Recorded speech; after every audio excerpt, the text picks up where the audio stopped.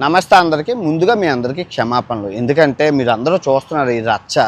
అసలు నేను మాట్లాడింది ఏంటి, వీళ్ళు నన్ను ఎలా పోర్ట్రేట్ చేశారన్న చెప్తాను, జరిగిన నిజం చెప్తాను.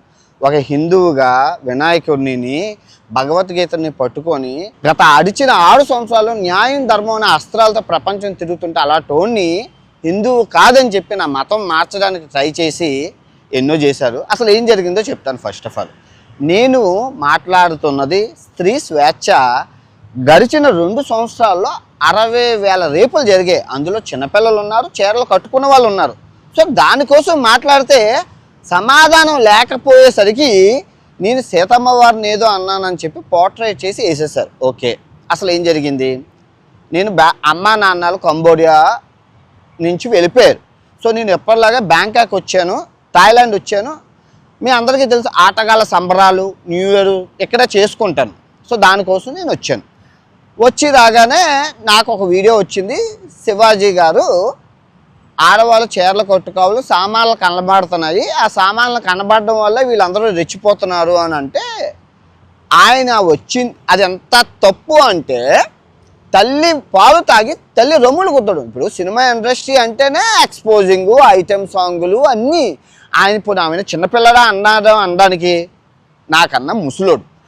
ఆయన వచ్చి ఇలా అనడం చాలా పాపం అనిపించింది. ఎంత పాపం అంటే సినిమా ఇండస్ట్రీ వాళ్ళు మాట్లాడచ్చు. సినిమా ఇండస్ట్రీ అంటే ఫ్యాషన్, ఎక్స్పోజింగ్. ఇప్పుడు పౌరాణికాలు తీసేటప్పుడు చీరలు కట్టుకుంటారు, లేనప్పుడు వాళ్ళు స్లీవ్లు అవి వేసుకుంటారు. సో సామాను అనే పదం వాడడం అనేది నాకు తప్పు అనిపించింది. ఆడవాళ్ళకి మనం చెప్పక్కర్లేదు ఎక్కడ ఏం కట్టుకోవాలి. ఇప్పుడు అమ్మ వచ్చింది కంబోడియాలోని, నేనేమైనా చెప్పానా చీర కట్టుకోమని?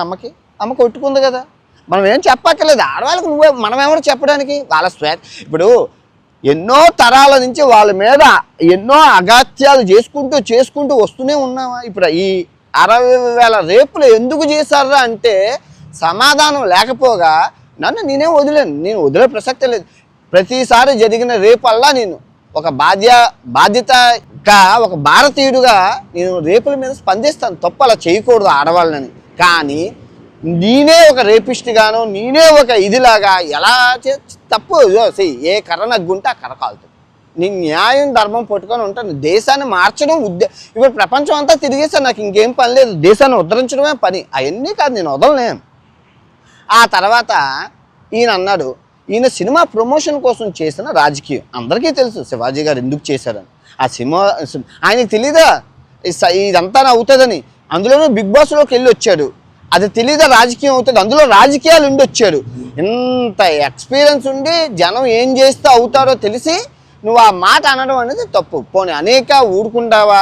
తప్పు కాకుండా అదేదో తప్పు కాదు అన్నట్లు మళ్ళీ సమర్థించుకోవడం అనేది ఇంకా నచ్చలేదు. అది దాన్ని తిట్టాను.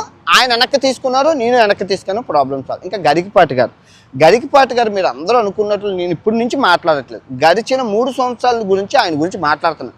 2020లో మాట్లాడినా, 21లో మాట్లాడినా, 22లో మాట్లాడినా. ఆయన అన్ని ప్రవచనాలు వింటాను, ఆయన చెప్పిన నీతి బోధనలు వింటాను, ఆయన చెప్పిన రామాయణ మహాభారతాలు ఇతిహాసాలు అన్నీ వింటాను. ఎందుకంటే ఆయన గొప్ప మనిషి, శాస్త్ర అవధానం చేశారు. ఆ తర్వాత చాలా చాలా గొప్ప ఆయన అవధానం మొత్తం తోపు మన తెలుగు దానికి సంస్కృతి సాంప్రదాయాలకి. అటువంటి ఆయన స్త్రీ యొక్క స్వేచ్ఛ విషయంలో టీషర్ట్లు వేసుకోకూడదంటే మరి మగవాడు వేసుకుంటున్నారు కదా అని ఎవడో క్వశ్చన్ చేయటారు. ఇప్పుడు ఆడవాళ్ళకి నువ్వు పెట్టే రూల్స్ మగవాళ్ళకి ఎందుకు పెట్టలేవు? మగవాడు టీషర్ట్ వేసుకుంటున్నారు, నేను చెడ్డీ వేసుకున్నాను. ఆడవాళ్ళు చీర కట్టుకోవాలని నువ్వు ఎలా చెప్తావు? గుడికి వెళ్ళేటప్పుడు కట్టుకుంటాం, కానీ బయటకు వచ్చేటప్పుడు కూడా నువ్వు చీరతోనే రావాలి, లేదంటే రేపులు జరుగుతాయని ఎలా చెప్తావు? ఇప్పుడు చీర కట్టుకున్న 60,000 రేపులు, చీర కట్టుకున్న వాళ్ళు పోనీ చున్నీ వేసుకున్న వాళ్ళు స్కూల్కి వెళ్ళిన వాళ్ళని చేశారు కదా. మీరు వాళ్ళ మీద ఎప్పుడైనా మాట్లాడారా? ఒక్క రేపు మీదైనా మాట్లాడారా? ఈ సంస్కృతి సాంప్రదాయం మీ కాపాడడం మీ హక్కు, కానీ సమాజంలో ఏం జరుగుతుందో వాటి మీద ఆపారా? మన ఇంట్లో ఆడపిల్ల మీద జరిగితేనే మీరు రెస్పాండ్ అవుతారా? నేనేం తప్పు చేయలేదు. నేను గడిచిన 6 సంవత్సరాల్లో రేపుల మీద ఎన్ని వీడియోలు చేశాను అన్నది మీరు చూడండి, ఉన్నాయి. ఏవి డిలీట్ చేయలేదు, అలాగే ఉన్నాయి. తప్పు కదా అది. రోజు రోజుకి జనాభా పెరుగుతుంది. ఆడపిల్లలు అందరూ దేశాన్ని వదిలి విదేశాలు వెళ్ళిపోతున్నారు. పురిట్లో ఆడపిల్లలను చంపేశాం. ఇప్పుడు 10 మంది అబ్బాయిలకు 6 అబ్బాయిలు ఉన్నారు. దాని మీద ఎవడో క్వశ్చన్ చేయట్లేదు. ఇలా చేసుకుంటూ పోతే స్త్రీని మీరు అణచాలని చూస్తున్నప్పుడల్లా స్త్రీలు ఇక్కడి నుంచి వెళ్ళిపోతారు. ఆ తర్వాత బాధపడేది మీరే. మగవాళ్ళకి ఆడపిల్లలు లేరు అని నెత్తి నోరు కొట్టుకుంటారు. మళ్ళీ చెప్తున్నాను, మన స్త్రీని స్వేచ్ఛగా వాళ్ళు బతికినట్లు మగవాడు బతుకుతున్నాడు కదండి స్వేచ్ఛగానా? మగవాడు బతకట్లేదా స్వేచ్ఛగానా? వాడికి నచ్చినట్లు వాడు బతుకుతున్నప్పుడు ఆడదాయి నచ్చినట్లు వాళ్ళు ఎందుకు బతకకూడదు? చెప్పండి, మీరు సమాధానం చెప్పండి. సమాధానం చెప్పకపోగా ఆడవాళ్ళు అలాగే ఉండాలి, ఆడవాళ్ళు ఇలాగే ఉండాలి. అదే విదేశాలు అన్నీ ఆడదానికి స్వేచ్ఛ ఇవ్వడం వల్ల విదేశాలు అభివృద్ధి సాధించాయి. ఈ థాయిలాండ్ గవర్నమెంట్ చూడండి ఎంత ఎక్కడికి వెళ్ళింది. మన కళ్ళ ముందే ఎదిగి బిల్డింగ్లు కట్టుకొని జీడిపిలోని కానీ పర్ క్యాపిటల్ ఇన్కంలో కానీ ఏటో వెళ్ళిపోయింది. ఇంకా మనం అక్కడ చేరుతూనే ఉంటే ఎలా అవుతుంది? ఇరాను, ఇరాకు, ఆఫ్ఘనిస్తాను ఈ సంస్కృతి సాంప్రదాయం అని చెప్పి గుడకే వేసుకోవాలని చెప్పి ఒకడు, ఆ 9 సంవత్సరాల అమ్మాయిని పెళ్లి చేసుకోవాలని ఒకడు. ఇక్కడ సంస్కృతి సాంప్రదాయాలు వాళ్ళకి అలా ఉంటే మనకుంటే వాళ్ళు కాపాడాల్సిన బాధ్యత ఇన్ఫ్లుయెన్సర్గా మనది, పెద్దలది. అంతేగాని స్త్రీ స్వేచ్ఛను హరించడానికి మనమేమరమే పర్టికులర్గా ఇన్స్టెంట్గా వచ్చి స్త్రీ స్వేచ్ఛ అది తప్పండి. అది హరించడానికి మనకు అర్హతలు లేవు. చాలామందిని పురిట్లో చంపేసిన పాపాత్ములు, ఆ పాపం భారతదేశానికి ఇంకా తగులుతూనే ఉంది. చిన్న చిన్న పిల్లల్ని కడుపులోనే పిండాల రూపంలో లేపేసిన పాపం అది నిజంగానే. ఇప్పుడు ఆడపిల్లలు లేక చాలా ఇబ్బందులు పడుతున్నారు.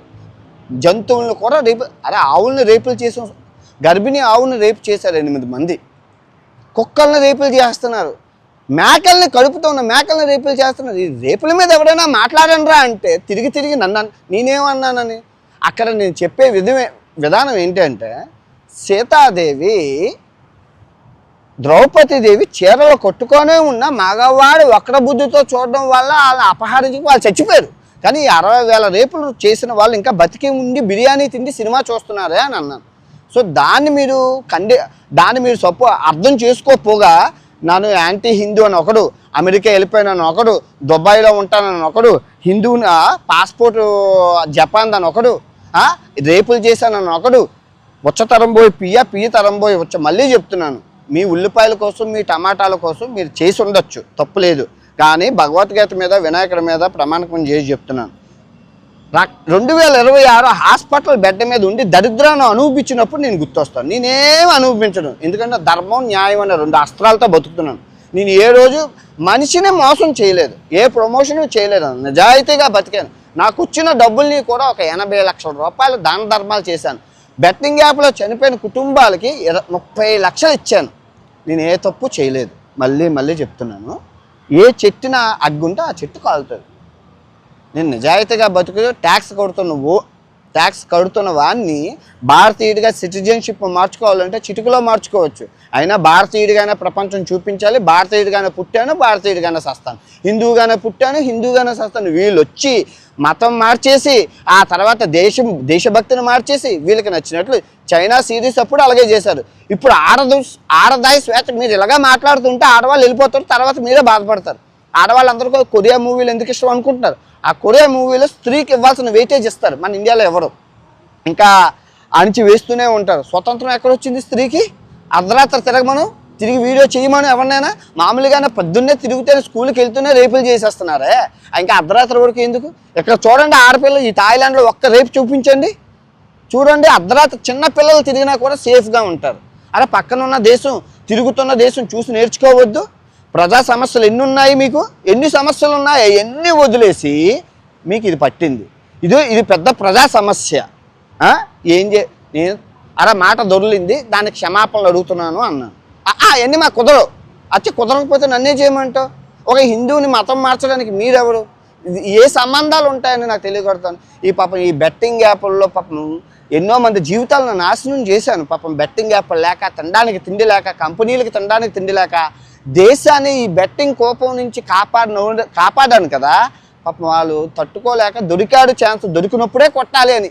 కానీ ఎవరెంత కొట్టినా న్యాయం ధర్మం నా దగ్గర ఉంటాయిగా. నేనేం పాపం చేశానని చెప్పి ఆ సీతమ్మ వాడికి తెలియదా నేనేం మాట్లాడుతున్నాను? జరిగిన 60,000 రేపులకు సమాధానం చెప్పండిరా. ఎవడైనా రేపు వీడియోలు చేశారంటే చెయ్యు అంటున్నారు. నాకేం పర్లేదు, ఇదిగో నేను చేస్తూనే ఉంటాను. నాకు ట్రావెలింగ్ అయిపోయింది, 128 దేశాలు, ఇంకా మిగిలిన దేశాలు ఎప్పుడో తిరుగుతాను, నాకు అనవసరం.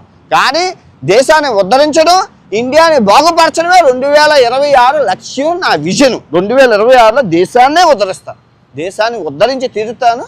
నేను చెప్తాను, ప్రతి తప్పుని ఎండగడతాను. ప్రతి తప్పుని ప్రతి జరుగుతున్న తప్పుని ఎండగడతాను. నేనైతే వీడియోలు ఆపను. రోజుకి ఒక 10 వీడియోలు నాకు వస్తాయి, చూడాలి, మీరు తెలుసుకోవాలి.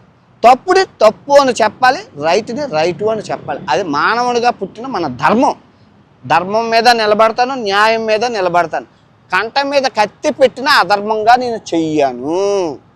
సబ్స్క్రైబర్లని ఫాలోవర్ని దేవుడిగా పూజించే నేను ఒక దేవతని నేను ఎలా రా అంటాను?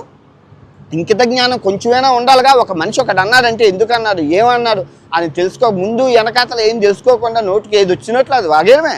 ఓకే, ముందుంది కదా ముసళ్ళ పండుగ 2026 నాది.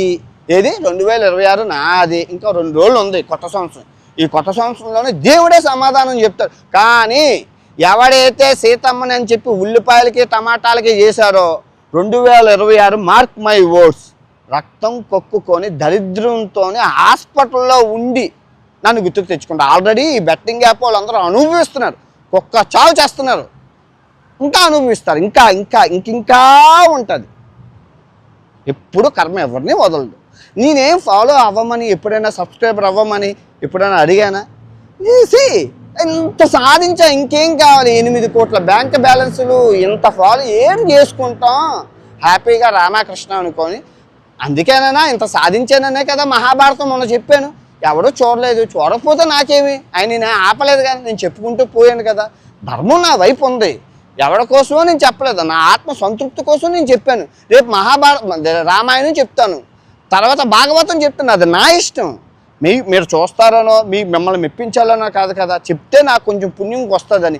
ఆ పుణ్యమే నన్ను ఇప్పుడు కాపాడిందేమో. ఉపవాసం ఉండి చెప్పాను, ఒంటి పూటతో చెప్పాను. ఒంటి పూట ఉపవాసం ఉండి నేను మహాభారతం అంతా సింగిల్ టేక్లో చెప్పాను. ఒక మాట దొరలకుండా, అక్షరం తప్పు లేకుండా సింగిల్ టేక్లో మహాభారతం చెప్పాను. ప్రతిరోజు ఏ రోజు ఆపలేదు. ప్రాణం పోయినా ఆపకూడదని నిర్ణయించుకున్నాను, దానికి కట్టుబడే ఉంది. ఇప్పుడు మహాభారతం రామాయణం చెప్తాను, తర్వాత భాగవతం చెప్తాను, అది నా ఇష్టం అయ్యా. మతాన్ని మార్చడానికి మీరెవరు? ఫస్ట్ ఆఫ్ ఆల్ ఇండియాలో మతోన్మాదం ఎలా ఇప్పుడు అర్థం, ఇండియా సిద్ధాంతం అర్థమైతేనే కదా ఇండియా కోసం మాట్లాడతాం. ఇంకా ఉంది, ఇంకా మాట్లాడే ప్రసక్తి, అమ్మో వదిలే ప్రసక్తే లేదు. వదిలేస్తే అవి అనుకోరు, నేను వదలనుగా.